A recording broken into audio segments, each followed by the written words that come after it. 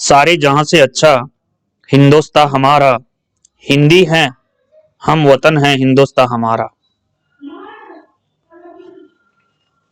नमस्कार साथियों, B R classes में आपका बहुत बहुत हार्दिक अभिनंदन है, स्वागत है। बिजली की रोशनी से रात्रि का कुछ अंधकार दूर हो सकता है, किंतु सूर्य का काम बिजली नहीं कर सकती है।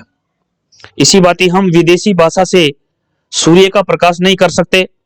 साहित्य और देश की उन्नति अपने देश की भाषा द्वारा ही की जा सकती है। ये शब्द थे महामना पंडित मदन मोहन मालवीय के। हिंदी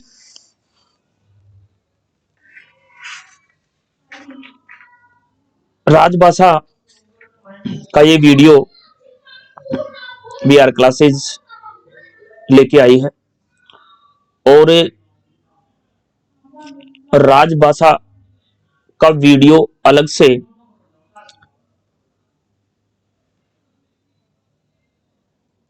से देना बीआर क्लासेज का हमेशा प्रयास रहा है।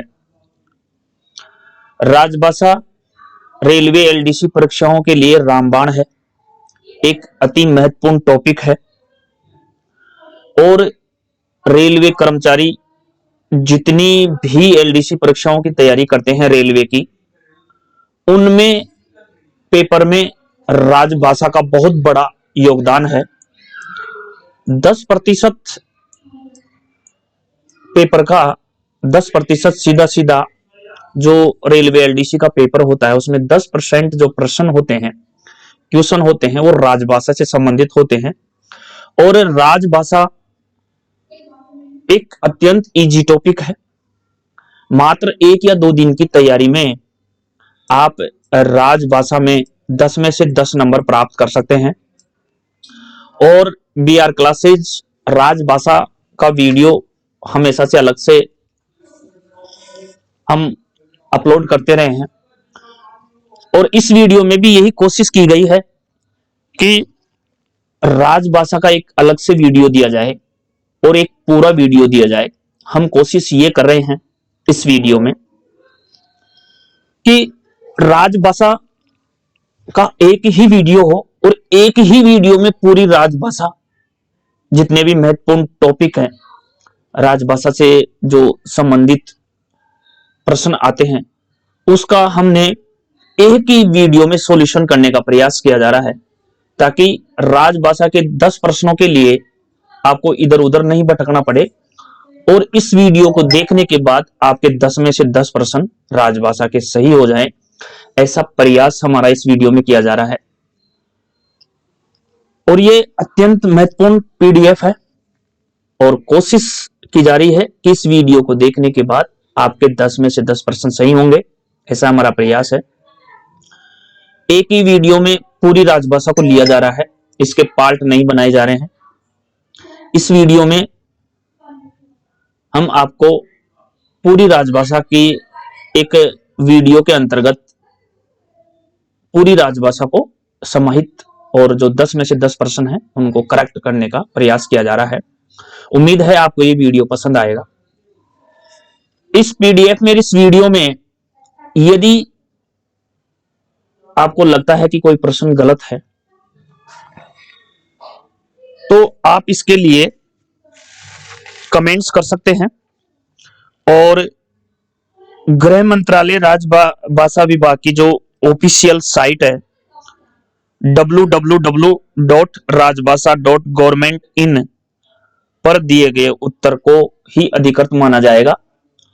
अगर इस पीडीएफ में या वीडियो बनाने के दौरान कोई गलती होती है तो आप जो गृह मंत्रालय की राजभाषा विभाग की जो ऑफिशियल साइट है www.rajbhasha.government.in पर आप चेक कर सकते हैं और वही उत्तर फाइनल माना जाएगा। इसके अलावा इस पीडीएफ में ये चीज अंत में दी जा चुकी है, आप देख सकते हैं। इस पीडीएफ में ये जो आप देख रहे हैं इसमें ये क्लियर दिया गया है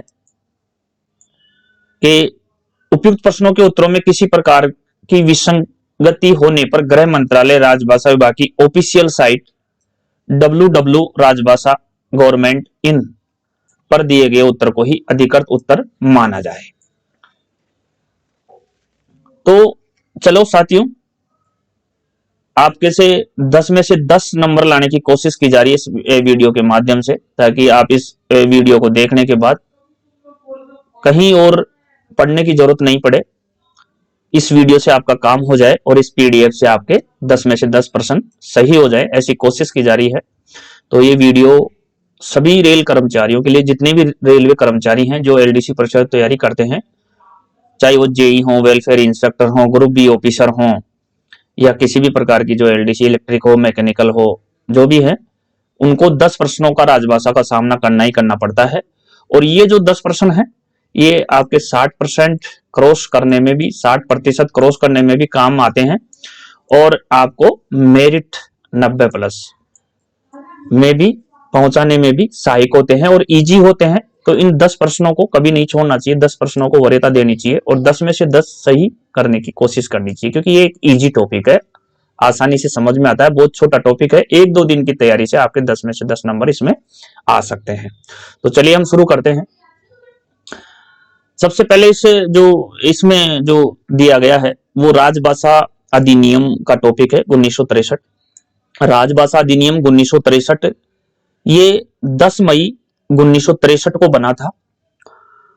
10 मई 1963 को बना था, ये 10 मई 1963 को ये बना था। और इसके ठीक 4 साल बाद ये 10 मई 1967 को संशोधित हो गया था। और इसकी जो धारा 3.3 है, इसकी जो धारा 3.3 है, ये धारा 3.3 26 जनवरी 1965 से प्रभावी है, 1965 से प्रभावी है। तीनों प्रश्न ये पूछे जाते हैं, राजभाषा अधिनियम कब बना, तो ये 10 मई 1963 को बना। कब संशोधित हुआ, तो ये 10 मई 1967 को संशोधित हुआ। और तीसरा प्रश्न जो बनता है वो राजभाषा अधिनियम 1963 की धारा 3.3 कब से प्रभावी हुई, तो ये 26 जनवरी 1965 से प्रभावी हुई। यहां जो वीडियो में जो बताया गया है, जो पीडीएफ में बताया गया है, वो ये बताया गया कि अंतर्गत आने वाले दस्तावेज, यानी राजभाषा अधिनियम 1963 की धारा 3.3 के अंतर्गत आने वाले दस्तावेज। तो मैं बता दूं, ये 14 दस्तावेज होते हैं जो राजभाषा अधिनियम 1963 की धारा 3.3 के अंतर्गत आने वाले दस्तावेज हैं। ये टोटल 14 दस्तावेज होते हैं। और सबसे बड़ी बात है कि ये हिंदी और अंग्रेजी दोनों भाषाओं में होते हैं। सबसे बड़ी बात क्या है कि ये दस्तावेज अंग्रेजी और हिंदी दोनों भाषाओं में होते हैं। तो देख लेते हैं, राजभाषा अधिनियम 1963 यथा संशोधित 1967 की धारा 3.3 के अंतर्गत निम्नलिखित दस्तावेज अनिवार्य रूप से द्विभाषी, यानी दोनों भाषाओं में, हिंदी और अंग्रेजी दोनों भाषाओं में होने चाहिए, जारी होने चाहिए। ये 14 दस्तावेज क्या है, ये 14 दस्तावेज आप देख सकते हैं। सामान्य आदेश, जर्नल ऑर्डर, संकल्प, रिसोल्यूशन, सर्कुलर्स यानी परिपत्र, रूल्स यानी नियम, एडमिनिस्ट्रेटिव एंड अदर रिपोर्ट्स प्रशासनिक एवं अन्य प्रतिवेदन, प्रेस विज्ञप्तियां, प्रेस कम्युनिकेशन और संविदाएं, कॉन्ट्रैक्ट्स, एग्रीमेंट्स करार, लाइसेंस, अनुज्ञप्तियां, टेंडर फॉर्म, निविदा प्रारूप, परमिट्स, अनुज्ञा पत्र, टेंडर नोटिस, निविदा सूचनाएं, नोटिफिकेशंस, अधिसूचनाएं। और लास्ट जो 14 नंबर का है, संसद के किसी सदन के समक्ष रखे जाने वाले प्रतिवेदन तथा राजकीय कागज पत्र, administrative and other reports and documents to be laid before ये हाउस और द हाउसेज ऑफ पार्लियामेंट, यानी संसद के किसी सदन के समक्ष रखे जाने वाले प्रतिवेदन तथा राजकीय कागज पत्र। अब इसमें वो ऐसे भी पहुंच सकता है, ऑप्शन के अनुसार वो 3 कोई से भी दे देगा, और कौन सा दस्तावेज नहीं है वो पूछ सकता है, कोई से भी 3 दे देगा, एक अलग से लिख देगा। तो ये जो 14 दस्तावेज है जो हिंदी और अंग्रेजी में होते हैं, ये 14 दस्तावेज आपको याद रहने चाहिए कि कौन कौन से 14 दस्तावेज हैं। एक बार रिपीट कर देता हूं, सामान्य आदेश, संकल्प, परिपत्र, नियम, प्रशासनिक एवं अन्य प्रतिवेदन, प्रेस विज्ञप्तियां, संविदाएं, करार, अनुज्ञप्तियां, निविदा प्रारूप, अनुज्ञा पत्र, निविदा सूचनाएं, अधिसूचनाएं, संसद के किसी सदन के समक्ष रखे जाने वाले प्रतिवेदन तथा राजकीय कागज पत्र। ये आपको 14 जो दस्तावेज हैं ये हिंदी और अंग्रेजी दोनों में होते हैं 14 दस्तावेज, तो ये याद रहना जरूरी है, यहां से प्रश्न बनते हैं। और यहाँ जो राजभाषा अधिनियम 1963 की धारा 3(3) के अंतर्गत आने वाले ये दस्तावेज हैं, तो यहाँ ये ध्यान रखने वाली बात है। तो ये टॉपिक, ये जो आपका अध्याय, ये चैप्टर है, यह यहाँ क्लोज हो जाता है। अब हम आगे बढ़ते हैं जहां से अगले टॉपिक की तरफ, जहां से प्रश्न फिर बनते हैं। ये जो भारतीय संविधान की अष्टम अनुसूची है, भारतीय संविधान की जो अष्टम अनुसूची है, इसमें वर्तमान में 22 भाषाओं को मान्यता दी गई है। और ये जो 22 भाषाएं हैं आप देख रहे होंगे, ये स्क्रीन पे आ चुकी हैं। 22 भाषाएं आप देख सकते हैं, असमिया, उड़िया, उर्दू, कन्नड़, कश्मीरी, गुजराती, तमिल, तेलुगु, पंजाबी, बांग्ला, मराठी, मलयालम, संस्कृत, सिंधी, हिंदी, मणिपुरी, नेपाली, कोंकणी, मैथिली, संताली, बोडो, डोगरी। ये 22 भाषाएं वर्तमान में जो भारतीय संविधान है उसकी 8वीं अनुसूची है, अष्टम यानी 8वीं अनुसूची है, उसमें 22 भाषाएं शामिल है। यहां से प्रश्न बनता है। लेकिन जब भारतीय संविधान लागू हुआ था उस समय केवल 14 भाषाओं को मान्यता दी गई थी। उस समय केवल 14 भाषाओं को मान्यता दी गई थी। आप ये भी ध्यान रखें, प्रश्न बनता है कि जब भारतीय संविधान लागू हुआ था उस समय कितनी भाषाएं थी? उस समय 14 भाषाएं थी। वर्तमान में अब ये टोटल 22 भाषाएं हैं। एक प्रश्न जो सबसे इंपॉर्टेंट बनता है कि कौन सी इसमें विदेशी भाषा शामिल है? तो ये जो नेपाली भाषा है ये विदेशी भाषा, इसमें इन 22 भाषाओं में जो विदेशी भाषा नेपाली है वो इसमें शामिल है। और ये जो नेपाली भाषा है ये आपके 71वें संविधान संशोधन के तहत 1992 में जोड़ी गई थी। ये ध्यान रखें। एक प्रश्न जो पूछा जाता है, क्या इन 22 भाषाओं में अंग्रेजी भाषा सम्मिलित है? क्या इन 22 भाषाओं में अंग्रेजी भाषा सम्मिलित है? तो आपका उत्तर होगा नहीं, क्योंकि आप पढ़ सकते हैं 22 भाषाएं, इसमें कहीं भी अंग्रेजी भाषा सम्मिलित नहीं है। असमिया, उड़िया, उर्दू, कन्नड़, कश्मीरी, गुजराती, तमिल, तेलुगु, पंजाबी, बांग्ला, मराठी, मलयालम, संस्कृत, सिंधी, हिंदी, मणिपुरी, नेपाली, कोंकणी, मैथिली, संताली, बोडो, डोंगरी, इसमें कहीं भी अंग्रेजी भाषा है जो शामिल नहीं है। तो आपका उत्तर होगा कि अंग्रेजी भाषा इन 22 भाषाओं में शामिल नहीं है। अब हम जो अगली बात करेंगे वो करेंगे कि 14 भाषाएं जब भारतीय संविधान में शुरू में थी तो ये 22 कैसे पहुंची? तो 14 के बाद इसमें 15वीं भाषा जो जोड़ी गई वो सिंधी जोड़ी गई, और ये सिंधी जोड़ी गई 1967 में। ये सिंधी जोड़ी गई थी 1967 में। जो संविधान संशोधन था वो था 21वां संविधान संशोधन था, वो 21वां था। तो उस समय ये एक भाषा जोड़ी, तो एक भाषा जोड़ने के बाद ये हो गई आपकी 15 हो गई, क्योंकि शुरू में 14 भाषा थी। उसके बाद 71वां संविधान संशोधन हुआ। उसके बाद 71वां संविधान संशोधन हुआ, उसमें आपकी नेपाली, मणिपुरी और कोंकणी ये 3 भाषाएं जोड़ी गई। ये 3 भाषाएं मणिपुरी, नेपाली और कोंकणी ये 71वें संविधान संशोधन में जोड़ी गई। कब जोड़ी गई? 1992 में। 1992 में 3 भाषाएं जोड़ी गई, मणिपुरी, नेपाली, कोंकणी, ये 71वें संविधान संशोधन के तहत जोड़ी गई। आप इसको ट्रिक से याद कर सकते हैं, नमक। कौन सी ट्रिक है इसके लिए? नमक ट्रिक है। यानी कि नेपाली, मणिपुरी और कोंकणी कब जोड़ी गई? 1992 में जोड़ी गई। और कौन से संविधान संशोधन के तहत जोड़ी गई? तो 71वें संविधान संशोधन के तहत ये जोड़ी गई। तो इस हिसाब से हम देखें तो 15 और 3 आपकी ये जो हो गई है 18 भाषाएं हो गई हैं। 15 और 3 18 भाषाएं हो गई हैं। फिर हम इसके बाद बात करेंगे जो 18 के बाद 4 भाषाएं और जोड़ी गई, बोडो, डोगरी, मैथिली और संस्थाली। ये जो 4 भाषाएं आप देख रहे हैं, मैथिली, संस्थाली, बोडो, डोगरी, ये 4 भाषाएं जो आप देख रहे हैं ये जोड़ी गई। ये कब जोड़ी गई? ये 2003 में जोड़ी गई। 2003 में जोड़ी गई। संविधान संशोधन था 92 यानी 92वां संविधान संशोधन था। ये 4 भाषाएं 2003 में जोड़ी गई, 92वें संविधान संशोधन के तहत जोड़ी गई। तो ये 18 और 4 22 भाषाएं, 18 और 4 ये 22 भाषाएं आपकी यहां हो जाती हैं। अब ये चारों भाषा कैसे याद करेंगे, तो ये बोर्ड मास की ट्रिक से याद करेंगे। कैसे याद करेंगे, ये बोर्ड मास से कैसे याद करेंगे। बोर्डो गणित में एक चैप्टर होता है बोर्ड मास, तो ये बोर्ड मास की ट्रिक है। बोर्ड मास से इसको आप याद रख सकते हैं। बीओ यानी बोडो, डी से डोगरी, एम से मैथिली यानी एमए से मैथिली और एस से संस्कारी। तो बोर्ड मास की ट्रिक से आप ये चारों भाषाएं याद कर सकते हैं। मैथिली, बोडो, डोगरी, मैथिली और संस्थाली, चार भाषाएं ये आपके 2003 में जोड़ी गई 92वें संविधान संशोधन के तहत। इस हिसाब से इन 22 भाषाओं का निर्माण वर्तमान में हुआ। ये 22 भाषाएं वर्तमान में भारतीय संविधान की 8वीं अनुसूची में है। अंग्रेजी भाषा इसमें शामिल नहीं है और एकमात्र विदेशी भाषा नेपाली है। एकमात्र विदेशी भाषा नेपाली है जो इन 22 भाषाओं में शामिल है। मेरी कोशिश है कि ये चैप्टर आपके क्लियर हो गया होगा बहुत अच्छी तरह से। तो फिर हम आगे की ओर बढ़ते हैं।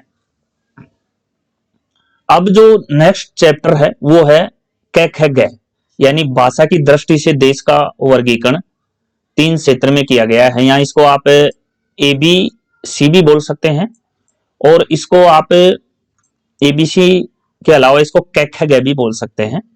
कै ख और ग ये भी इसमें बोल सकते हैं। तो ये जो राजभाषा नियम 1976 है उसके अनुसार, उस नियम के अनुसार इसको 3 भागों में बांटा गया है। कै क्षेत्र, ख क्षेत्र। इसका आप जो देख सकते हैं वो इस हिसाब से देख सकते हैं। ये देख सकते हैं आप, इसका डायग्राम जो देख सकते हैं इस हिसाब से देख सकते हैं। ये कै ख ग क्षेत्र है। राजभाषा नियम 17 जुलाई 1976, राजभाषा नियम 17 जुलाई 1976, 17 जुलाई 1976 के संदर्भ में भाषिक क्षेत्रों का जो वर्गीकरण किया गया है वो कै क्षेत्र, ख क्षेत्र, ग क्षेत्र। इसमें ये भारत के नक्शे के द्वारा ये बताया गया है, यानी कि जो कै क्षेत्र है वो ग्रीन वाला है और ख क्षेत्र है वो आपके नीले कलर में है, ये ख क्षेत्र है। और ग क्षेत्र है जो बच गया वो ये रेड कलर में है। इस हिसाब से इस पीडीएफ में दिया हुआ है। तो हम जो इसमें कै क्षेत्र है, कै क्षेत्र हम देख सकते हैं। कै क्षेत्र में क्या होता है, कै क्षेत्र में 9 राज्य, कै क्षेत्र में 9 राज्य, कै क्षेत्र में 9 राज्य और 2 केंद्र शासित प्रदेश आते हैं।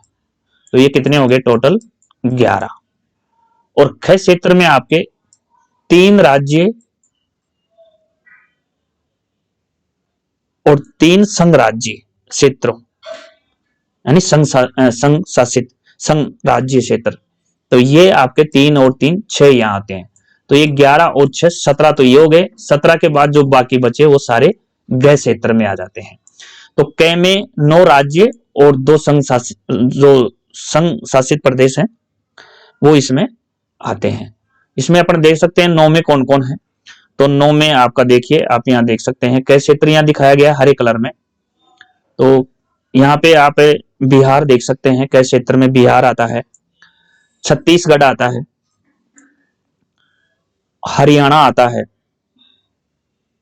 हरियाणा आप देख सकते हैं यहाँ है, हरियाणा आता है, हिमाचल प्रदेश आता है, हिमाचल प्रदेश आता है, झारखंड आता है, मध्य प्रदेश आता है, राजस्थान आता है, उत्तर प्रदेश आता है, उत्तराखंड आता है, आपका उत्तराखंड आता है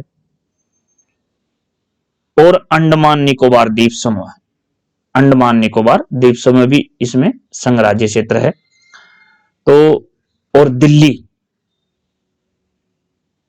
राष्ट्रीय राजधानी क्षेत्र है, वो संघ राज्य क्षेत्र है दिल्ली, वो भी इसमें आता है। तो 2 ये संघ राज्य हो गए, दिल्ली और अंडमान निकोबार द्वीप समूह। ये किस में आते हैं, ये कै में आते हैं। और 9 राज्य मैंने आपको बताया, बिहार, छत्तीसगढ़, हरियाणा, हिमाचल प्रदेश, झारखंड, मध्य प्रदेश, राजस्थान, उत्तर प्रदेश, उत्तराखंड राज्य इसमें, यानी 9 राज्य और 2 केंद्र शासित प्रदेश, टोटल 11 इसमें आते हैं। और ये जो ख क्षेत्र है इसकी हमने ट्रिक भी बना रखी है, पंगु चंद्र मदान। कई बार इसको वीडियो में बताया गया है। इसकी हमने ट्रिक बना रखी है पंगु चंद्र मदान, पंगु चंद्र मदान, इसकी हमने ट्रिक बना रखी है।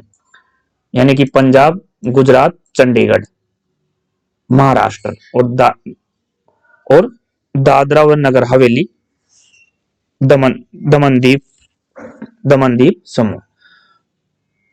तो यहां पर देखते हैं 3 राज्य कौन कौन से हैं। तो ये हो गए पंजाब, गुजरात और महाराष्ट्र। पंजाब, गुजरात और महाराष्ट्र 3 राज्य हो गए। और 3 केंद्र शासित प्रदेश जो ख क्षेत्र में आते हैं वो हो गए चंडीगढ़, दमनदीप तथा दादरा नगर एवं हवेली संघ राज्य क्षेत्र, यानी कि दादरा नगर हवेली, चंडीगढ़ और दमनदीप समूह, ये 3 इसमें आ गए। तो ये टोटल 6 हो गए। बाकी जो बचे वो सारे के सारे गैस क्षेत्र में आ जाएंगे। तो इसको हमने समझने की कोशिश करी है इस डायग्राम से, भारत के नक्शे से। इसमें आप देख सकते हैं ये जो नीला कलर है ये महाराष्ट्र, ये आपका गुजरात और पंजाब के अंतर्गत चंडीगढ़, ये 3 तो राज्य हो गए। और दमनदीप समूह, दादरा नगर हवेली और चंडीगढ़, ये 3 संघ राज्य क्षेत्र हो गए। तो ये 3 और 3 6 इसमें आ गए। तो ये आप ध्यान रखें। तो चलिए हम वापस चलते हैं उसी पेज पर। ये देख सकते हैं हम हिंदी को बोले जाने और लिखे जाने की प्रधानता के आधार पर देश के राज्यों, संघ राज्य क्षेत्रों को उनकी भौगोलिक स्थिति को ध्यान में रखकर निम्नानुसार चिन्हित किया गया है। कई क्षेत्र में 9 राज्य और 2 संघ शासित क्षेत्र यानी 11 लिए गए हैं। बिहार, छत्तीसगढ़, हरियाणा, हिमाचल प्रदेश, झारखंड, मध्य प्रदेश, राजस्थान, उत्तर प्रदेश, उत्तराखंड, उसमें अंडमान निकोबार द्वीप समूह और राष्ट्रीय राजधानी क्षेत्र दिल्ली संघ राज्य क्षेत्र, यानी 2 ये हो गए संघ क्षेत्र। तो टोटल 11 हो गए। ख क्षेत्र में गुजरात, महाराष्ट्र और पंजाब 3 ये राज्य हो गए। चंडीगढ़, दमनदीप समूह और दादरा नगर हवेली ये संघ राज्य क्षेत्र हो गए। तो 3 और 3 इसमें ये 6 हो गए। आप गिन सकते हैं 1 2 3 4 5 6 7 8 9 ये राज्य हो गए। और अंडमान निकोबार द्वीप समूह और दिल्ली 2 ये केंद्र शासित। ऐसे 11 ये 6 ये 17 हो गए। और जो बाकी बचे 17 के अलावा वो गए में आ जाएंगे। तो ये हमारा चैप्टर यहाँ क्लियर हो जाता है। इसके बाद हम जो शुरुआत करेंगे वो करेंगे प्रश्नों की शुरुआत करेंगे। इस पीडीएफ के जो प्रश्न है वो अपन देख लेते हैं। बहुत ही इंपॉर्टेंट प्रश्न इस पीडीएफ में सम्मिलित किए गए हैं। कोशिश ये की जा रही है कि इस पीडीएफ के माध्यम से और इस वीडियो के माध्यम से आपको राजभाषा का एक ही वीडियो में सॉल्यूशन किया जा रहा है। इस वीडियो को देखने के बाद आपको राजभाषा के 10 प्रश्नों में को सही करने के लिए, 10 में से 10 प्रश्न सही करने के लिए किसी वीडियो को देखने की जरूरत नहीं पड़े और आपके 10 में से 10 नंबर बिल्कुल आए। ये कोशिश की जा रही है इस वीडियो के माध्यम से। जो इसमें मुख्य प्रश्न दिए गए हैं वो देख लेते हैं। राजभाषा विषय पर विभागीय परीक्षा उपयोगी प्रश्नोत्तर हम देख लेते हैं। बहुत ही अच्छे प्रश्नों का इसमें संकलन है। तो चलिए शुरुआत करते हैं। पहला प्रश्न आप देख रहे होंगे स्क्रीन पर, भारत संघ की राजभाषा क्या है? तो ये देवनागरी लिपि में लिखी हुई हिंदी है। यहाँ देवनागरी लिपि के बारे में भी पूछा जाता है कि कौन सी लिपि है, तो ये देवनागरी लिपि है। प्रश्न नंबर 2 की बात करें, संसद में संविधान का भाग 17 किस तारीख को पारित हुआ था? तो आप इसमें देख रहे होंगे 14 सितंबर 1949 को ये पारित हुआ था। ये डेट आपसे पूछी जाती है। प्रश्न नंबर 3 है, राजभाषा अधिनियम 1963 कब पारित हुआ? तो ये 10 मई 1963 को पारित हुआ। और इसके ठीक 4 साल बाद 10 मई 1967 को ये संशोधित हुआ। 1967 को ये संशोधित हुआ। इसकी जो धारा 3-3 है, इसकी जो धारा जो 3-3 है, जिसमें टोटल 14 दस्तावेज हैं जो कि हिंदी और अंग्रेजी दोनों भाषाओं में होते हैं, दोनों भाषाओं में होते हैं। तो धारा 3-3 कब से प्रभावी हुई? तो ये 26 जनवरी 1965 से प्रभावी हुई। यहां ये ध्यान रखने वाली बात है। तो प्रश्न क्या है? प्रश्न है राजभाषा अधिनियम 1963 कब संशोधित हुआ? तो ये 10 मई 1967 को संशोधित हुआ। इसका आंसर दे रखा है 1967 यानी 1967। क्वेश्चन नंबर 5 है, राजभाषा नियम के अधीन वर्गीकृत 3 क्षेत्र कौन कौन से हैं? तो ये क, ख व ग हैं। इसको ABC भी आप बोल सकते हैं। नेक्स्ट है, हर साल हिंदी दिवस कब मनाया जाता है? तो ये 14 सितंबर को मनाया जाता है। और यहाँ पे अगर पूछ लिया जाए विश्व हिंदी दिवस, तो विश्व हिंदी दिवस 10 जनवरी को मनाया जाता है। विश्व हिंदी दिवस 10 जनवरी को मनाया जाता है। दोनों प्रश्नों का ध्यान रखें, बहुत ही अच्छे प्रश्न है इस पीडीएफ में। राजभाषा नियम के अनुसार अंडमान निकोबार द्वीप समूह किस क्षेत्र में आता है? तो यह कै क्षेत्र में आता है। ये कौन से क्षेत्र में आता है? कै क्षेत्र में आता है। दिल्ली संघ शासित राज्य और अंडमान निकोबार दोनों कै क्षेत्र में आते हैं। नेक्स्ट है, ख क्षेत्र में वर्गीकृत संघ राज्य क्षेत्र कौन कौन से हैं? तो ये मैंने आपको बताया था, 3 राज्य और 3 संघ राज्य क्षेत्र। तो यहाँ संघ राज्य क्षेत्र पूछ रहा है तो आपका चंडीगढ़ और दादरा नगर हवेली और दमन द्वीप समूह, ये 3 इसमें संघ राज्य क्षेत्र आते हैं। और 3 जो राज्य हैं, पंजाब, गुजरात और महाराष्ट्र, ये 3 राज्य आते हैं, 3 संघ राज्य क्षेत्र आते हैं। टोटल ख में 6 होते हैं और क में 11 होते हैं। तो क और ख दोनों मिला के 17 हो गए। 17 के अलावा जितने भी बचे वो ग क्षेत्र में आते हैं। अरुणाचल प्रदेश की राजभाषा क्या है? तो अरुणाचल प्रदेश की राजभाषा अंग्रेजी है। इसके अलावा नागालैंड और सिक्किम की भी अंग्रेजी है। नागालैंड और सिक्किम की भी जो राजभाषा है वो अरुणाचल प्रदेश के साथ, जो अरुणाचल प्रदेश की भाषा है अंग्रेजी, वो नागालैंड और सिक्किम की भी अंग्रेजी है, तो ध्यान रखिएगा। नेक्स्ट है, हिंदीतर भाषी क्षेत्रों के निवासियों को दिए गए आश्वासनों को कानूनी रूप देने के लिए पारित अधिनियम क्या है? तो ये जो पारित अधिनियम है, राजभाषा जो संशोधित अधिनियम है 10 मई 1967, ये इसका राइट आंसर है। नेक्स्ट प्रश्न है, राजभाषा अधिनियम की धारा 3(3) कब से प्रभावी हुई? तो ये 26 जनवरी 1965 की से प्रभावी हुई है। कई बार मैंने ऊपर में आपको वीडियो में बताया है।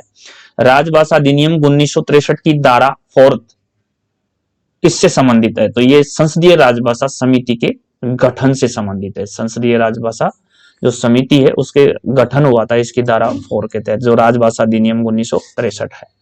राजभाषा नीति की जानकारी देने वाले अनुच्छेद 343 से 351 संविधान के किस भाग में है? तो ये 17वें भाग में है, याद रखिएगा। राजभाषा अधिनियम 1963 की धारा 7 का संबंध किससे है? तो जो राजभाषा अधिनियम 1963 की धारा 7 है वो उच्च न्यायालय को निर्णयों में हिंदी या अन्य राजभाषा के वैकल्पिक प्रयोग से संबंधित है। और बहुत ही अच्छा इंपॉर्टेंट प्रश्न है जो नेक्स्ट, किन राज्यों में उर्दू को राजभाषा के रूप में घोषित किया गया है? तो ये आंध्र प्रदेश और बिहार है, ध्यान रखिएगा। ये इंपॉर्टेंट प्रश्न है, परीक्षाओं में खूब पूछा जाता है। 8वीं अनुसूची में सम्मिलित भाषाओं के नाम बताइए। तो 8वीं सम्मिलित में टोटल 22 भाषाएं हैं, टोटल 22 भाषाएं हैं वर्तमान में। और ये 22 भाषाएं जो हैं वीडियो में ऊपर मैं बता चुका हूं, 22 भाषाएं आप देख सकते हैं। ये सारी 22 भाषाएं आप पढ़ सकते हैं। असमिया, बंगला, गुजराती, हिंदी, कन्नड़, कश्मीरी, कोंकणी, मलयालम, मणिपुरी, मराठी, नेपाली, उड़िया, पंजाबी, संस्कृत, सिंधी, तमिल, तेलुगु, उर्दू, बोडो, संस्काली, मैथिली और डोगरी, ये 22 भाषाएं वर्तमान में है। ख क्षेत्र में आने वाले राज्यों के नाम बताइए। तो ख क्षेत्र में 3 राज्य और 3 केंद्र शासित प्रदेश आते हैं। आपको मैंने बता दिया, पंजाब, गुजरात और महाराष्ट्र 3 राज्य, और दादरा नगर हवेली, दमन द्वीप समूह और चंडीगढ़ 3 संघ राज्य क्षेत्र। तो ये टोटल 6 आते हैं क में। पंगु चंद्र मदान की ट्रिक से इसको याद किया जा सकता है।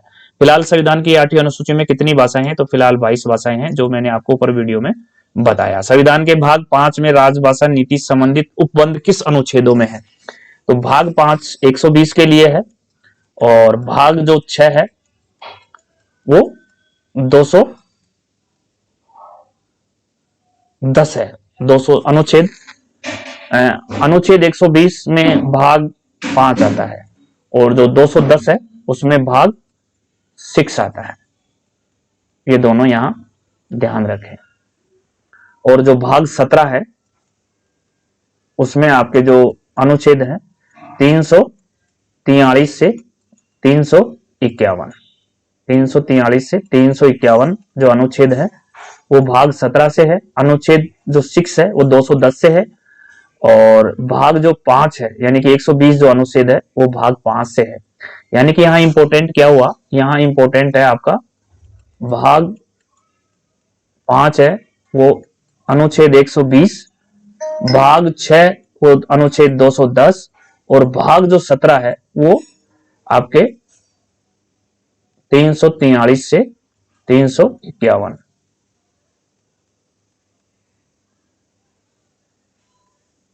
ये याद रखने वाली बात है। तो भारतीय या संविधान की 8वीं अनुसूची संबंधी प्रावधान में उपलब्ध अनुच्छेदों के नाम बताइए। तो ये 8वीं अनुसूची है। 8वीं अनुसूची में मैं आपको बता दिया, अनुच्छेद 344 1 से 351 तक। नेक्स्ट है राजभाषा अधिनियम 1963 क्यों पारित किया गया? राजभाषा अधिनियम 1963 का जो पारित करने का कारण था वो ये था कि 1965 के बाद भी हिंदी के साथ साथ अंग्रेजी का प्रयोग जारी रखने के लिए या जारी रखने का प्रावधान करने के लिए राजभाषा अधिनियम 1963 की जरूरत पड़ी। राजभाषा नियम कब पारित हुआ? तो ये 17 जुलाई 1976 को पारित हुआ। राजभाषा जो नियम है ये 17 जुलाई 1976 को पारित हुआ था और इसमें 12 नियम है और ये तमिलनाडु पर लागू नहीं होता है। यह तमिलनाडु पर ये लागू नहीं होता है। इसमें 12 नियम है, तमिलनाडु पर ये लागू नहीं होता है और ये 17 जुलाई 1976 में पारित हुआ था और ये अब तक 3 बार संशोधित हो गया है। पहली बार ये 1987 में संशोधित हुआ, दूसरी बार ये 2007 में संशोधित हुआ और तीसरी बार ये 2011 में संशोधित हुआ। 3 बार राजभाषा नियम जो 1976 है 3 बार अब तक ये संशोधित हो गया है। इसको ये ध्यान रखने वाली बात है। संविधान के भाग 17 में कितने अनुच्छेद हैं? तो ये 343 से 351, ये 9 अनुच्छेद है। ये यहाँ पूछा गया है प्रश्न, संविधान के भाग 17 में कितने अनुच्छेद हैं? तो ये 9 अनुच्छेद हैं, 343 से 351 तक। ये सारे जो हिंदी राजभाषा से संबंधित, हिंदी से संबंधित है। प्रश्न नंबर 24 है, अनुच्छेद 344 के अनुसरण में राजभाषा आयोग की नियुक्ति कब हुई? तो ये आप जानते हो बीजी खेर के नेतृत्व में या बीजी खेर इसके अध्यक्ष थे। तो ये 7 जून 1955 और उस जो राजभाषा आयोग था उसके जो प्रथम अध्यक्ष थे वो थे बीजी खेर। वो कौन थे? बाल गंगाधर खेर, बीजी खेर थे। 7 जून 1955 को राजभाषा आयोग की नियुक्ति हुई और इसके जो प्रथम अध्यक्ष थे वो बीजी खेर थे। राजभाषा आयोग की सिफारिशों पर विचार करने के लिए गठित समिति के प्रथम अध्यक्ष कौन थे? तो जो समिति गठित की गई राजभाषा आयोग की सिफारिशों के लिए, उसके प्रथम जो अध्यक्ष थे वो जीबी पंत थे। वो जीबी पंत थे। बहुत अच्छा प्रश्न है। संविधान के अनुसार संवैधानिक नियमों, विनियमों और आदेशों का अनुवाद कौन करता है? यहाँ ट्रांसलेशन की बात हो रही है तो इसके लिए विधि मंत्रालय है। विधि मंत्रालय है इसके लिए। संवैधानिक नियमों, विनियमों और आदेशों का जो अनुवाद करता है वो विधि मंत्रालय करता है। गृह मंत्रालय कई बार अपन यहाँ टिक कर देते हैं, वो गलत हो जाएगा। तो यहाँ जहां पे ट्रांसलेशन का सवाल आता है, अनुवाद का सवाल आता है, वहां पे विधि मंत्रालय आएगा, ध्यान रखिएगा। इसमें ऑप्शन में विधि मंत्रालय भी होता है, गृह मंत्रालय भी होता है। कई बार हम जल्दीबाजी में गृह मंत्रालय कर देते हैं तो वो गलत हो जाता है। 1965 तक संघ के सरकारी प्रयोजनों के लिए कौन सी भाषा मुख्य राजभाषा थी तथा कौन सी सहायक राजभाषा थी? तो 1965 तक जो मुख्य राजभाषा थी वो अंग्रेजी थी और 1965 के बाद जो सहायक राजभाषा थी वो हिंदी थी। लेकिन 26 जनवरी 1965 के बाद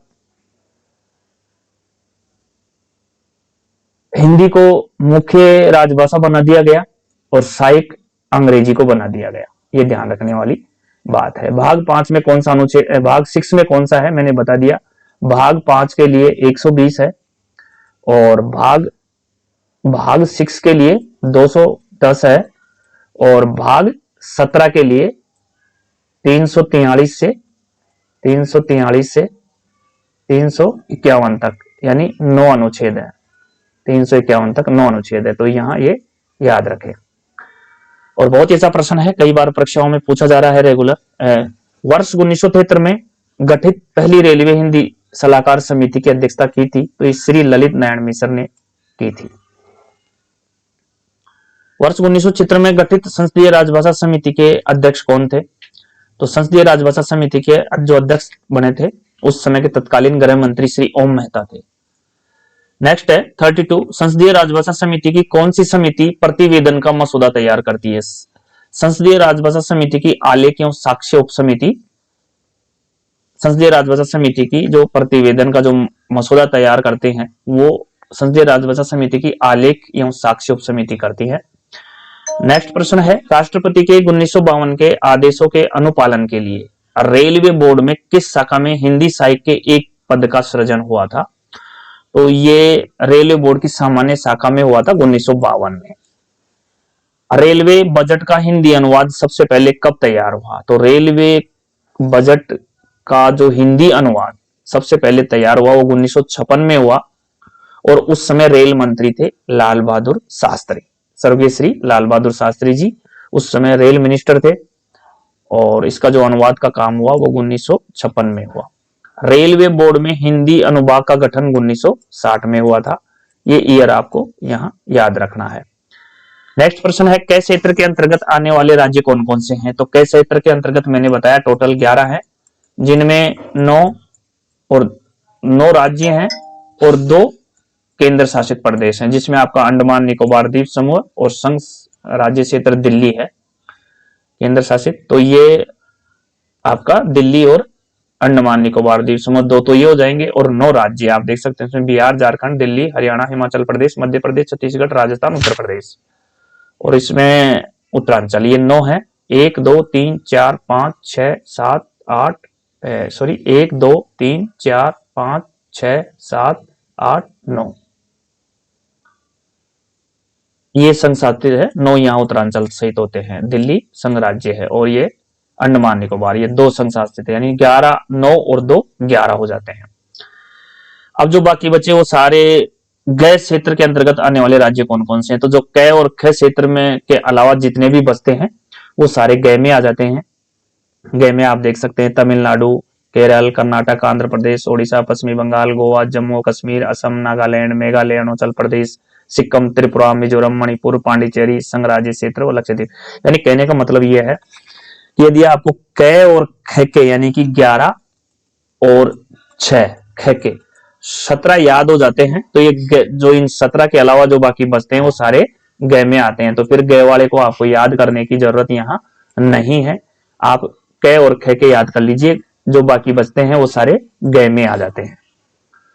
संसदीय राजभाषा समिति है, रेल मंत्रालय का जो निरीक्षण करती है वो दूसरी उप समिति करती है। इसमें 3 उप समितियां होती हैं, और इन 3 उप समितियों में से जो दूसरे नंबर की उप समिति है वो रेल मंत्रालय के निरीक्षण का काम करती है। संसदीय राजभाषा समिति भारत की संसद की एक समिति है। यह समिति हिंदी भाषा के प्रचार प्रसार और विकास के लिए कार्य करती है। इस समिति में लोकसभा और राज्यसभा के सदस्य होते हैं। इससे संबंधित आपको कई बार प्रश्न भी पूछे जाते हैं। इसमें लोकसभा से 20 और राज्यसभा से 10 दोनों मिला के इसमें 30 सदस्य होते हैं। इन सदस्यों के बारे में प्रश्न अवश्य पूछा जाता है। लोकसभा से 20 और राज्यसभा से 10, तो टोटल दोनों से 30 सदस्य होते हैं। उसके बाद हम बात करेंगे 39 की। 39 जो प्रश्न है बहुत ही अच्छा प्रश्न है, कई बार ये परीक्षाओं में पूछा जाता है कि हिंदी में कार्यालय में काम करने के लिए रेलवे बोर्ड के द्वारा लागू की गई योजनाएं क्या हैं? तो राजभाषा व्यक्तिगत नगद पुरस्कार योजना लागू की गई है। राजभाषा व्यक्तिगत नगद पुरस्कार योजना एक सरकारी योजना है जिसका उद्देश्य यही है कि हिंदी भाषा का प्रचार प्रसार हो, विकास को बढ़ावा देना इसका मुख्य उद्देश्य है। इसमें जैसे सरकारी कर्मचारी और अधिकारी हैं उनको हिंदी में कार्य करने, हिंदी भाषा में पुस्तकें लिखने, इनके लिए प्रोत्साहित किया जाता है। इस योजना के तहत हिंदी में मौलिक पुस्तक लेखन के लिए राजभाषा गौरव पुरस्कार दिया जाता है। हिंदी में काव्य और गजल संग्रह के लिए मैथिली शरण पुरस्कार दिया जाता है। हिंदी में कहानी, उपन्यास, कविता, गद्य पद्य संग्रह इनके लिए प्रेमचंद पुरस्कार दिया जाता है। और तकनीकी विषयों में पुस्तक लिखने के लिए, हिंदी में पुस्तक लिखने के लिए तकनीकी विषयों के लिए और विज्ञान की सभी जो विधाओं में संबंधित उच्च स्तर के जो मौलिक हिंदू साहित्य की जो पुस्तकें होती हैं उनको लिखने के लिए श्री राजीव गांधी राष्ट्रीय ज्ञान विज्ञान मौलिक पुरस्कार दिया जाता है। इन पुरस्कारों में जैसे आप जो तकनीक से संबंधित तकनीकी मौलिक संबंधित हिंदी में जो पुस्तक लिखने पे जो लाल बहादुर शास्त्री पुरस्कार दिया जाता है, तो उसकी जो प्रथम राशि होती है वो 15,000 होती है, और दूसरी जो राशि होती है वो आपकी 7,000 होती है और तीसरी राशि है जो 3,300 रुपए होती है। मैथिली शरण गुप्त पुरस्कार के लिए प्रथम जो मैथिली शरण गुप्त पुरस्कार काव्य संग्रह के लिए दिया जाता है, उसमें प्रथम पुरस्कार 15,000, दूसरा 7,000 और तीसरा 3,300। उसी प्रकार जो कहानी, उपन्यास, नाटक, कविता, गद्य संग्रह के लिए जो प्रेमचंद पुरस्कार दिया जाता है, उसकी प्रथम पुरस्कार की राशि 15,000 रुपए, सेकंड की 7,000, थर्ड की 3,300 रुपए।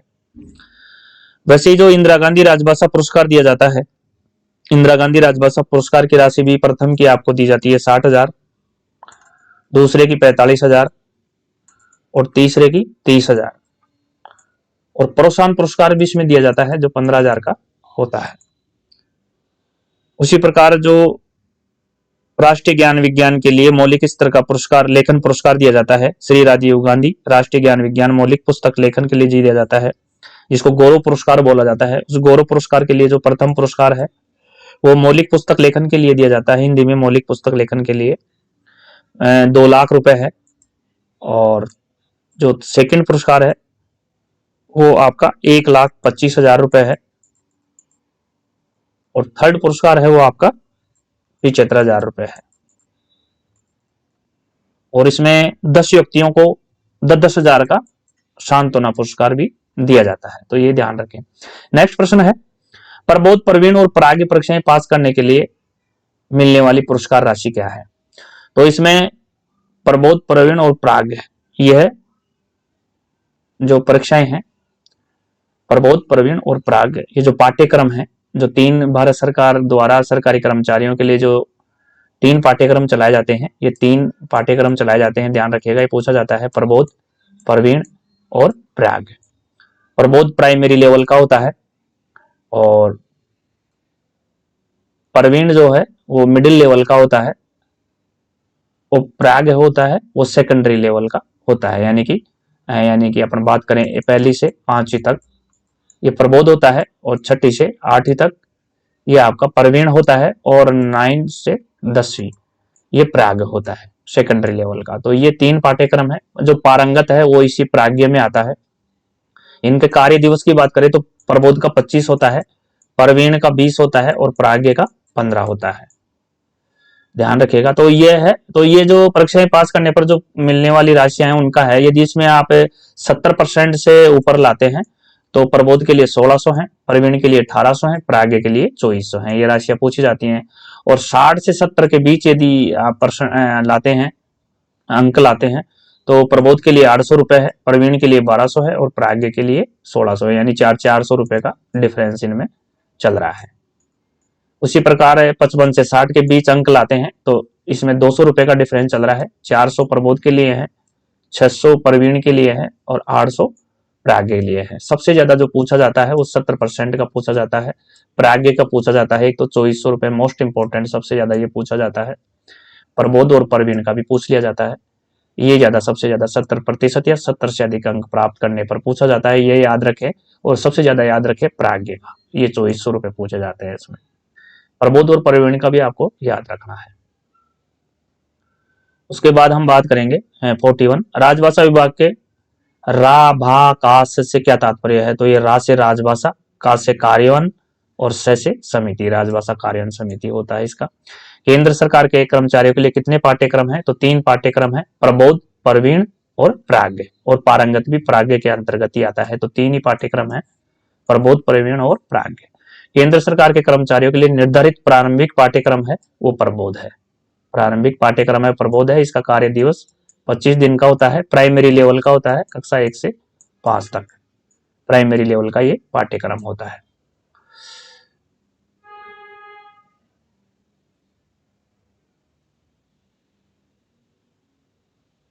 चलिए, इसमें प्रबोध से जो पुरस्कार राशि पूछी जाती है 70% या 70% के लिए प्रबोध की जो राशि है 1600 रुपए है और 60 से 70 के बीच इसकी 800 रुपए है और 55 से 60 तक की इसकी 400 रुपए है प्रबोध की राशि। ये 1600 रुपए कई बार पूछ ली जाती है। बहुत ही सुपरहिट प्रश्न है जो लगभग हर परीक्षा में टपकता रहता है, राजभाषा का प्रश्न। एक तो हिंदी दिवस कब मनाया जाता है? 14 सितंबर को। और एक केंद्रीय हिंदी समिति के अध्यक्ष कौन है? तो ये श्रीमान जो भारत के सम्मानीय आदरणीय प्रधानमंत्री जी हैं, श्री नरेंद्र मोदी जी इस समय जो प्रधानमंत्री हैं, वो केंद्रीय हिंदी समिति के अध्यक्ष होते हैं। यह सुपरहिट प्रश्न है जो अक्सर पूछा जाता है। प्रश्न नंबर 45 है, संबंधित मंत्रालय विभाग में हिंदी के प्रचार में प्रगति की समीक्षा किस समिति के द्वारा की जाती है? तो ये इजी सा आंसर है, हिंदी सलाहकार समिति के द्वारा किया जाता है। वर्तमान संसदीय राजभाषा समिति का गठन कब हुआ था? तो ये जनवरी 1976 में हुआ था, याद रखें। राजभाषा की संसदीय समिति के कितने सदस्य होते हैं? तो ये टोटल 30 होते हैं। लोकसभा से 20 और राज्यसभा से 10 होते हैं, दोनों को याद है। कई बार राज्यसभा का पूछ लिया जाता है 10, कई बार लोकसभा का पूछ लिया जाता है 20 और कई बार दोनों मिला के पूछ लिया जाता है। तो 20 और 10 आपके 30 हो गए। संसदीय राजभाषा समिति में लोकसभा से कितने हैं? तो 20 हो गए, अभी बताया मैंने ऊपर। फिलहाल राजभाषा की संसदीय समिति की कितनी उप समितियां हैं? तो 3 उप समितियां हैं, जिसमें से जो सेकंड नंबर की समिति है वो रेल मंत्रालय के निरीक्षण का काम करती है। बहुत ही इंपॉर्टेंट प्रश्न यहां से पूछा जाता है। ये जो दूसरी उप समिति है इसके बारे में पूछा जाता है कि रेल मंत्रालय का निरीक्षण कौन सी उप समिति करती है? तो दूसरी उप समिति करती है। यहाँ 3 उप समितियां पूछी जाती हैं कई बार, तो 3 उप समितियां हैं संसदीय समिति की। नेक्स्ट है, संसदीय राजभाषा समिति की मुख्य ड्यूटी क्या है? तो हिंदी के प्रयोग यानी आगामी प्रयोग की समीक्षा करना, ये इसका मुख्य उद्देश्य है। प्रमुख नगरों में गठित नगर राजभाषा कार्य समिति के अध्यक्ष कौन होते हैं? वहां के कार्यालय, जो सरकारी कार्यालय वरिष्ठतम अधिकारी होते हैं, वो नगर राजभाषा कार्य समिति के अध्यक्ष होते हैं। राजभाषा कार्य समिति की बैठक तो आयोजकता क्या है? तो ये 3 मंथ में एक बार होती है, और हम सीधी भाषा में बात करें तो 1 साल में 4 बार, 1 साल में 4 बार, 3 मंथ में 1 बार, 3 मंथ में 1 बार और 1 साल में 4 बार होती है। राजभाषा पर वार्षिक कार्यक्रम कौन तैयार करता है? तो ये गृह मंत्रालय करता है। और विधि मंत्रालय है जो ट्रांसलेशन यानी अनुवाद का काम करता है। तो ये गृह मंत्रालय इसमें राइट आंसर। बहुत ही अच्छा और इंपॉर्टेंट प्रश्न है। केंद्र सरकार के कर्मचारियों के लिए निर्धारित हिंदी पाठ्यक्रम क्या है? तो ये प्रबोध, प्रवीण और प्राज्ञ है, और पारंगत है जो प्राज्ञ का ही हिस्सा है, इसलिए 3 ही पाठ्यक्रम माने गए हैं, याद रखिए। कभी भी 4 नहीं है। ये जो आपका पारंगत है ये प्राज्ञ का ही उदाहरण है। प्रबोध प्राइमरी लेवल का होता है, प्रवीण मिडिल लेवल का होता है, प्राज्ञ सेकेंडरी लेवल का होता है। इसका जो कार्य दिवस है प्रबोध का 25 है, प्रवीण का 20 है, प्राज्ञ का 15 है, और पारंगत 20 में चलता है तो उसका भी 20 है। केंद्र सरकार के लिपिकीय कर्मचारियों के लिए निर्धारित अंतिम पाठ्यक्रम क्या है? तो अंतिम पाठ्यक्रम प्राज्ञ हो जाएगा, और इसकी जो 70% से ऊपर अंक आने पर कितनी राशि दी जाती है? तो वो 2400 रुपए है। मैंने ऊपर आपको ये वीडियो में बता दिया है। तो ये यहाँ स्पेशल ध्यान रखने वाली बात है आप लोगों के लिए, क्योंकि परीक्षा में यहीं से प्रश्न टपकते हैं। हिंदी पाठ्यक्रमों में प्रशिक्षित होने के लिए केंद्र सरकार के कर्मचारियों को कौन सी प्रशिक्षण सुविधाएं उपलब्ध है? तो ये नियमित, गहन, पत्राचार और प्राइवेट। साल में कितनी बार नियमित पाठ्यक्रम की हिंदी परीक्षाएं चलाई जाती हैं? तो साल में 2 बार चलाई जाती हैं, मई और नवंबर में। मई और नवंबर में 2 बार चलाई जाती है। रट्टा मार लीजिए, यहाँ से प्रश्न मतलब बिल्कुल संकलन किया जाता है, प्रश्न यहाँ से पूछा जाता है। 2 बार होती है, ये भी पूछा जाता है, और मई और नवंबर यहाँ भी होती है, ध्यान रखें। नेक्स्ट यही है, नियमित हिंदी परीक्षाएं किन महीनों में चलाई जाती है? तो मई और नवंबर में चलाई जाती है। हिंदी पाठ्यक्रम में प्रशिक्षित होने के लिए योग्य कौन है? तो सरकार, जो केंद्र सरकार के श्रेणी 3rd है कर्मचारी, मुझसे ऊपर के अधिकारी इसके लिए प्रशिक्षित होने के लिए योग्य है। कोटि क में वर्गीकृत कर्मचारी कौन आता है? कोटि क में जिसकी मातृभाषा हिंदी या हिंदुस्तानी या उसकी बोली है वो क क्षेत्र में आते हैं, और क क्षेत्र में 9 राज्य और 2 केंद्र शासित प्रदेश, अंडमान निकोबार द्वीप समूह और दिल्ली, ये टोटल 11। और ख में 3 राज्य और 3 संघ शासित राज्य यानी पंगु, चंद्र, मदान, पंजाब, गुजरात, महाराष्ट्र, दमन द्वीप समूह, दादरा नगर हवेली एवं चंडीगढ़, टोटल 6। और बाकी बचे यानी क और ख के मिला के 17, बाकी बचे जो सारे ग में आ जाएंगे। ख में कौन है? तो जिनकी मातृभाषा उर्दू, पंजाबी, कश्मीरी, पुश्तो, सिंधी या सह भाषा है, वो सारे के सारे ख में आ जाते हैं। ग में कौन है? जिनकी मातृभाषा मराठी, गुजराती, बंगाली, उड़िया, असमिया है, वो सारे ग में आ जाते हैं। और बचे जो घ में कौन है? तो वो दक्षिण भारत की भाषा या अंग्रेजी जो बोलते हैं, साउथ की जो भाषा है वो, और जो अंग्रेजी बोलते हैं वो घ में आ जाते हैं। घ के कर्मचारियों को किस पाठ्यक्रम में प्रशिक्षित होना जरूरी है? तो घ के कर्मचारियों को प्रवीण में प्रशिक्षित होना जरूरी है। प्रवीण, ये प्राइमरी लेवल का है, वर्किंग डे 25 है, और इसकी जो पुरस्कार राशि है 70% या 70% से, तो वो 1600 रुपए है। प्रवीण के लिए सॉरी 1800 रुपए है, प्रवीण के लिए 1800 रुपए है। और 60 से 70 के बीच 1200 रुपए है, और 55 से 60 के बीच 600 रुपए है। ये भी यहाँ ध्यान रखने वाली बात है। कोटि घ के कर्मचारियों को किस पाठ्यक्रम से प्रशिक्षित होना अपेक्षित है? तो कोटि घ के लिए प्रबोध है। वर्किंग सॉरी मैंने यहाँ प्रवीण का 15 दिन होता है मैंने यहाँ, और ये मिडिल लेवल का होता है। यहाँ प्रबोध का मैंने ऊपर बता दिया था। प्रबोध का वर्किंग डे 25 है, और ये प्राइमरी लेवल का होता है, कक्षा 1 से 5 तक का होता है। पुरस्कार राशि आप जानते हैं प्रबोध के लिए 70% से ऊपर आने पर 1600 रुपए है। 60 से 70% आने पर 1200 रुपए है, और 55 से 60 से आने पर प्रबोध के लिए 800 है, और घ के लिए 400 रुपए है, यानी कि 55 से 60 के लिए 400 रुपए है। प्राज्ञ परीक्षा पर पास करने पर मिलने वाला एक मुफ्त पुरस्कार राशि क्या है? तो ये 2400 है प्राज्ञ के लिए 70%। यहाँ पर्सन में पूरा नहीं दिया गया। वैसे प्राज्ञ के लिए 3 पुरस्कार हैं, 800, 1600 और 2400। ये प्राज्ञ पुरस्कार की राशि है। लेकिन ये कब है? 55 से 60% के बीच में अंक आने पर 800 है, 60 से 70 आने पर 1600 है, और 70 या 70 से अबोव आने पर 2400 है। तो ये प्रश्न थोड़ा सा सस्पेंस वाला हो जाता है, तो इसको इस हिसाब से क्लियर करें। 70 या 70% से अधिक पर 2400 रुपए है। साल में 20,000 शब्द से ज्यादा लिखने के लिए एक यूनिट में कितने प्रथम पुरस्कार दिए जाते हैं? तो 5000 दिए जाते हैं प्रति कर्मचारी। तो 2 के लिए यहाँ 10,000 हो जाएंगे। 20,000 शब्द से ज्यादा लिखने के लिए एक यूनिट में कितने द्वितीय पुरस्कार दिए जाते हैं? तो ये 3000 रुपए दिए जाते हैं 3 कर्मचारियों के। तो ये टोटल 9000 हो गए, प्रति कर्मचारी 3000। साल में 20,000 शब्द से ज्यादा लिखने के लिए एक यूनिट में कितने तृतीय पुरस्कार किए जाते हैं? तो ये 2000 है, और ये 5 कर्मचारियों के दिए जाते हैं, तो ये टोटल 10,000 हो जाते हैं। इतनी सी गणित तो आपको आती होगी। और बहुत ही अच्छा प्रश्न है, बार बार रिपीट होता रहता है। नाम पदनाम साइन बोर्ड को किस क्रम में प्रदर्शित करेंगे? तो इसके लिए है RHE, ट्रिक है हमारी RHE। इसके लिए हमारी ट्रिक है RHE, यानी रीजनल भाषा, वहां की प्रादेशिक भाषा हिंदी और अंग्रेजी। आप देख सकते हैं प्रादेशिक भाषा हिंदी और अंग्रेजी, RHE।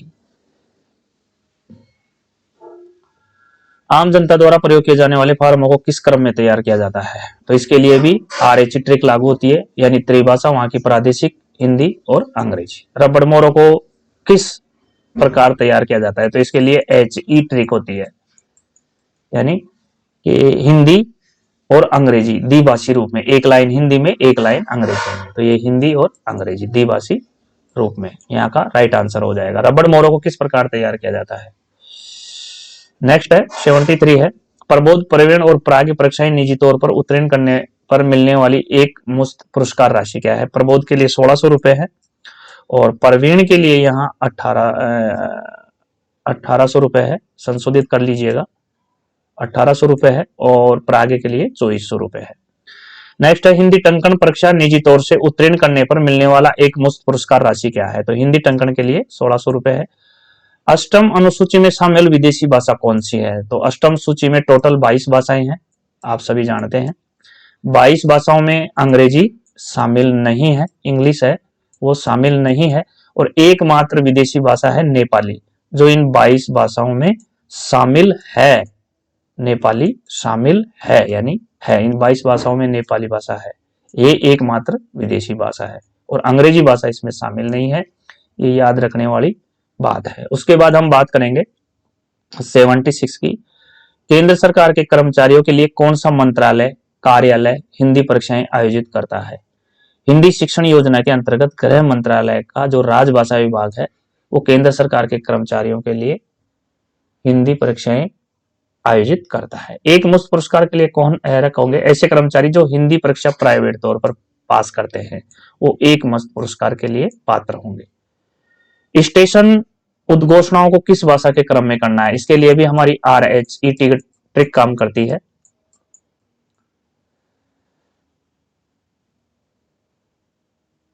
रेल हाइड्रोलिक इक्विपमेंट्स, खैर चलो अपना अपना तरीका है, हम इसको RHE से याद रखते हैं।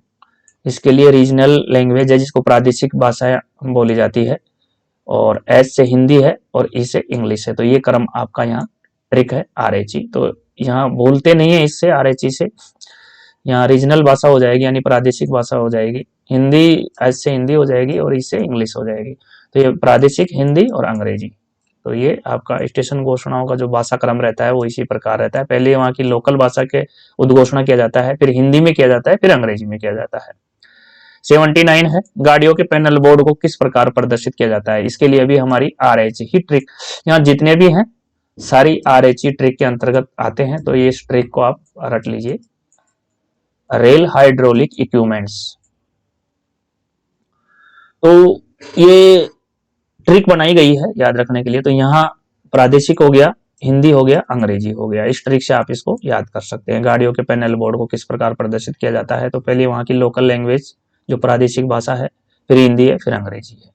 नेक्स्ट है हिंदी वार्तालाप पाठ्यक्रम, जो ये में प्रश्न पाने के लिए कौन योग्य है। तो मैं ये बता दूं, हिंदी वार्तालाप पाठ्यक्रम है, ये 30 घंटे का होता है। ये परीक्षा में पूछा गया है इसलिए बताया आपको।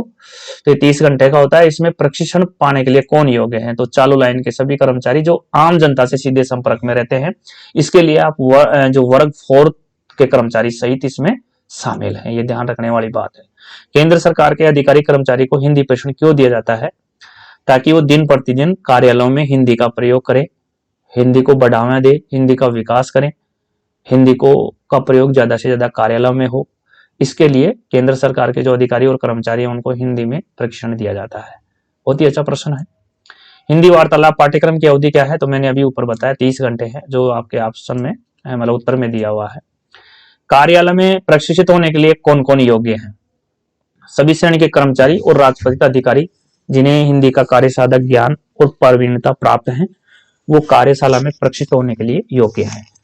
हिंदी प्रोत्साहन भत्ते के पात्र बनने के लिए टंकन आंसू लिपि को कितना टंकन कार्य करना चाहिए, तो ये हिंदी में प्रतिदिन 5 नोट करना चाहिए, जो तिमाही में 300 नोट है। 90% और 95% से कम अंक सहित हिंदी टंकन पास करने पर मिलने वाला नगद पुरस्कार 800 रुपए है। और हिंदी आंसू लिपि परीक्षा में 95% से ज्यादा अंक प्राप्त करने पर जो नगद पुरस्कार है वो 2400 रुपए है। और अंशकालिक परीक्षा हिंदी पुस्तकालय में जो दिया जाने वाला मानदेय है वो 1000 रुपए प्रति माह है। तीनों प्रश्नों का मैंने यहाँ आपको बता दिया है। अंशकालिक परीक्षा हिंदी पुस्तकालय को दिया जाने वाला मानदेय क्या है, तो ये 1000 रुपए प्रति माह है। इसको रिपीट कर दिया है मैंने। साथ ही हिंदी आंसू लिपि परीक्षा पास करने पर मिलने वाला एक मस्त पुरस्कार क्या है, तो ये 3000 रुपए है। ये आप विशेष ध्यान रखें। अंशकालिक परीक्षा हिंदी पुस्तकपाल को दिया जाने वाला मानदेय 1000 रुपए प्रति माह है। और हिंदी आंसू लिपि परीक्षा पास करने पर मिलने वाला एक मुक्त पुरस्कार 3000 रुपए है। तो इसी के साथ ये PDF और ये वीडियो समाप्त होता है। ये एक ऐसा वीडियो बनाया गया है जिसमें आपका जो राजभाषा का जो कंप्लीट टॉपिक है वो समाप्त हो, और ऐसा इस वीडियो में कोशिश की गई है। ये वीडियो कितना आपके लिए उपयोगी है कमेंट्स में जरूर बताएं।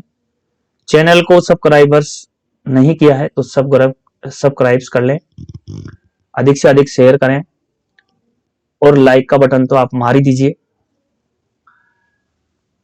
सारे जहां से अच्छा हिंदुस्तान हमारा, हिंदी है हम, वतन है हिंदुस्तान हमारा।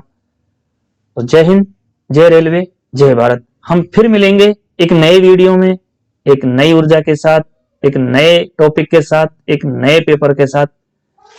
तब तक हमें आज्ञा दीजिए। नमस्कार, जय हिंद, जय भारत, जय रेलवे।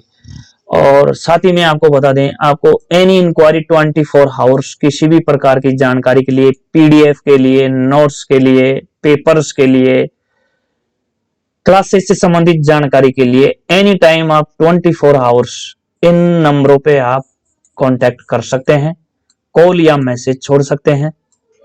स्टडी मटेरियल के लिए, PDF के लिए, पेपर्स के लिए, किसी जानकारी या पूछताछ के लिए, मार्गदर्शन के लिए हमेशा 24 आवर्स ये नंबर आपके लिए अवेलेबल है। आप कभी भी इन पर कॉल कर सकते हैं 8003826408 पर। कैसा लगा वीडियो कमेंट्स में जरूर बताइएगा। नया साल शीघ्र आने वाला है 2026, तो नए साल की आपको बहुत बहुत बधाई। हम उम्मीद करते हैं कि BR क्लासेस के वीडियो 2026 में रेगुलर आएंगे और एक स्पेशल वीडियो आएंगे, एक अच्छे वीडियो आएंगे जो आपकी पदोन्नति में सहायक होगा, आपको सफलता दिलवाने में सहायक होगा। तो चलिए हम फिर मिलते हैं चलते चलते एक नए वीडियो में, एक नई ऊर्जा के साथ, एक नए चैप्टर के साथ, एक नए पेपर के साथ। तब तक आप लगे रहिए, तैयारी करते रहिए। आपकी सफलताओं की शुभकामनाएं हम आपको देते हैं। धन्यवाद।